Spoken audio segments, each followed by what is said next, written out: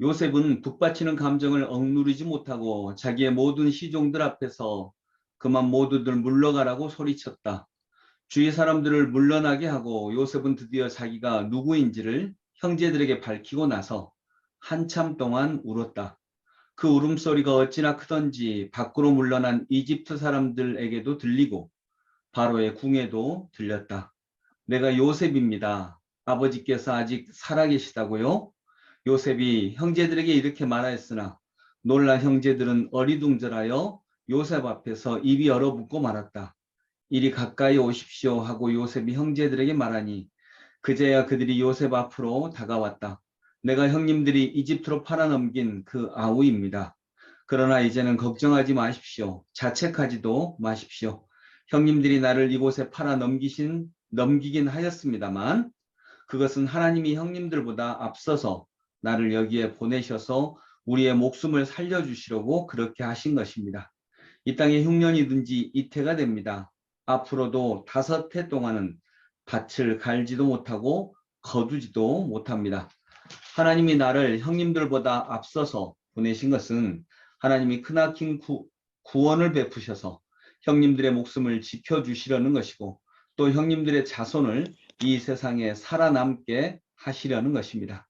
그러므로 실제로 나를 이리로 보낸 것은 형님들이 아니라 하나님이십니다. 하나님이 나를 이리로 보내셔서 바로의 아버지가 되게 하시고 바로의 온 집안의 최고의 어른이 되게 하시고 이집트 온 땅의 통치자로 세우신 것입니다. 아멘.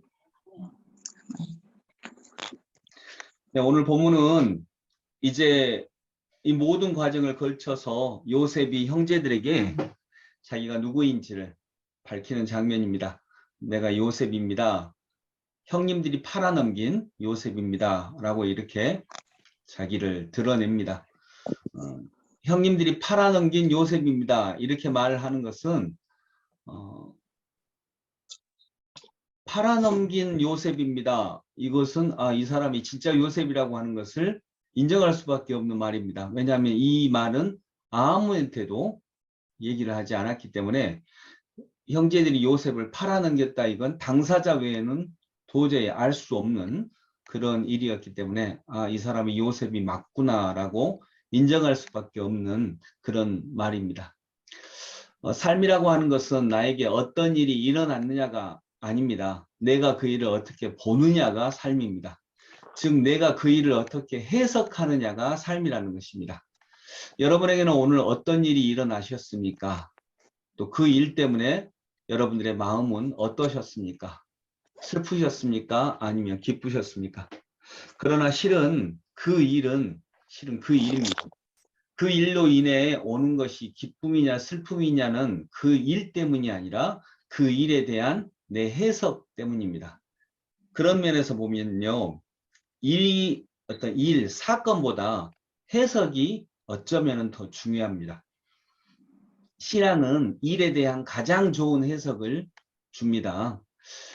요셉과 형제들에게 일어난 일, 그 일을 그 일로만 보면 억울하고 속상하고 그럴 수 없는 일입니다. 그 일을 그 일로만 보면요. 그런데 처음으로 유다가 해석을 합니다. 어떻게 해석했습니까? 유다가 그 일을 오늘 본문에는 요셉이 해석한 것이고요. 유다가 그 일을 어떻게 해석했냐면 그것은 억울한 일이 아니고 하나님께서 그들이 숨긴 죄악을 드러내신 일로 해석을 합니다.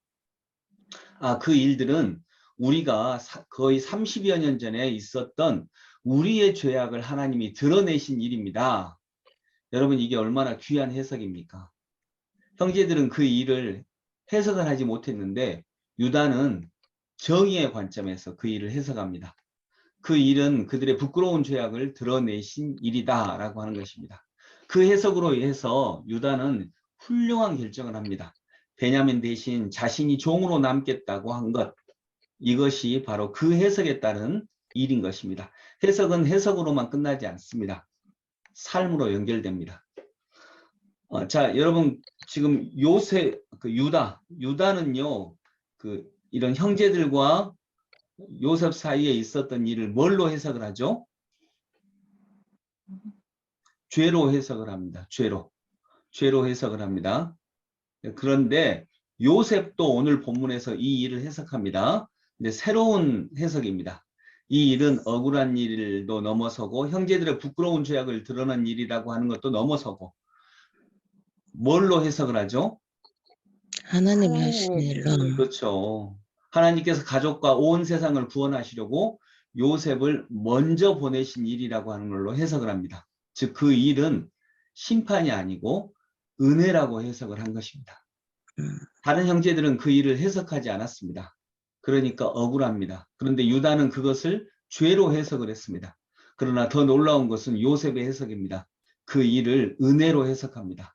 하나님의 사랑으로 해석합니다. 여러분 신약 성경에서 예수님이 저 사람이 소경으로 태어난 것이 사람들은 묻습니다. 누구의 죄입니까? 부모의 죄입니까? 저 사람 자신의 죄입니까? 즉 저 사람이 태어날 때부터 소경으로 태어난 것이 누구의 죄라고 하는 것은 죄로 해석한다라고 하는 것입니다. 이것도 귀한 것이죠. 그런데 예수님은 그때 말씀하십니다. 누구의 죄도 아니다. 저 사람의 죄도 아니고 부모들의 죄도 아니고 이것은 하나님의 영광을 드러내려고 하는 것이다. 즉 영광으로 해석합니다. 은혜로 해석을 한다라고 하는 것입니다. 보통의 그 사람들은 다 죄로 해석을 했는데 그것을 영광으로 해석을 합니다. 해석의 능력만큼 우리는 삶을 살아갑니다. 여러분 영어책을 앞에 뒀는데 영어 해석이 안 되면 어떻게 하죠? 어떤 느낌이 들죠? 깝깝하죠. 답답하죠. 깝깝하죠. 네. 사투리로는 깝깝하고 표준말로는 답답하고 네. 답답하고 깝깝하죠. 해석이 안 되니까요. 그런데 해석이 되면 진리를 깨닫습니다. 시원하고 명쾌합니다. 오늘도 여러분의 삶에서는 요셉과 형제들이 당한 일과 같은 그런 일들이 일어날 것입니다. 어떻게 해석하시겠습니까? 형제들처럼 억울한 일로, 유다처럼 우리의 죄를 드러낸 심판으로. 그러나 가장 좋은 해석은 다른 게 틀렸다 이 말이 아니고요. 가장 좋은 해석은 요셉의 해석을 추천합니다. 모든 일을 사랑으로, 하나님의 은혜로 해석합니다. 그러니까 그 다음이 달라집니다. 말이 달라지고 행동이 달라지고 우리가 하는 대응이 달라지고 일이 달라지고 미래가 달라집니다. 오늘 우리는 오늘도 수없이 많은 일들을 만나갈 것입니다. 여러분이 어떤 일을 만나든 그걸 여러분이 해석할 수 있는 은혜가 있기를 원합니다. 그리고 가능하다면 하나님의 영광으로 하나님의 은혜로 해석해서 주님의 인도하심을 따라갈 수 있는 그런 은혜가 가득하기를 소망합니다. 기도드리겠습니다. 고마우신 주님, 주님의 은혜를 감사드립니다. 주님은 삶을 해석하기를 원하십니다. 어떤 사람은 해석하지 않습니다. 그냥 부딪힙니다. 어떤 사람은 그것을 죄와 심판으로 해석을 합니다. 또 근데 어떤 사람들은 하나님의 사랑과 하나님의 은혜, 하나님의 영광으로 해석합니다.